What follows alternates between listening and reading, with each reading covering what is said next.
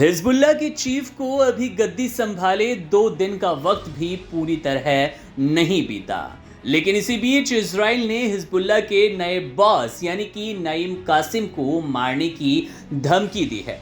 वहीं पर नईम कासिम ने भी अपने पहले संबोधन में साफ कर दिया कि वे नसरल्लाह के दिखाए रास्तों पर चलेंगे और सीधे तौर पर इजराइल के लिए तबाही तैयार कर रहे हैं। नईम कासिम ने कहा, मेरा काम करने का तरीका नसरल्लाह के काम करने के तरीके की तरह है। हमने उनके साथ जो दिशा निर्देश तय किए, जंग का रास्ता भी हमें वहीं ले जाएगा जहां हमारी फतह तय है।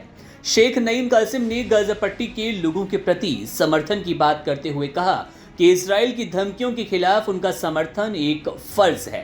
कासिम ने याहिया सिनवार को एक ऐसा नायक बताया जिसने आखिरी सांस तक फिलिस्तीन के लिए संघर्ष किया।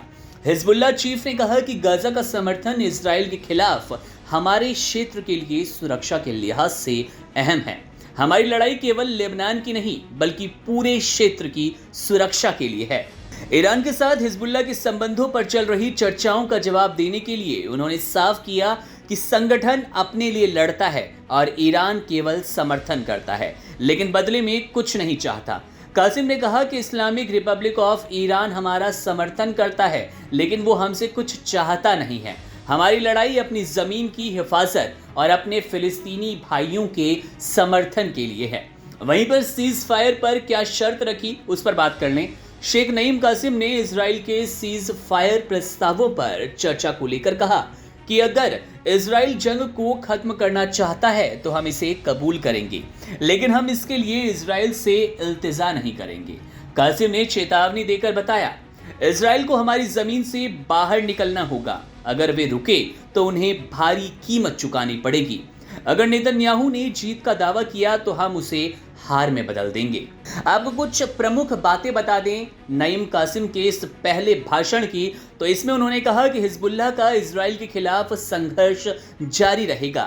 संगठन पूर्व प्रमुख नसरल्लाह की राजनीतिक दिशा का हम पालन करेंगे। वहीं पर नईम कासिम ने कहा कि हिजबुल्लाह लेबनानी क्षेत्र की हिफाजत के लिए लड़ रहा है, न कि किसी अन्य देश की ओर से। वहीं पर आगे उन्होंने बात शामिल की कि इजराइल के साथ सीज फायर कबूल करेंगे, लेकिन सम्मानजनक शर्तों पर।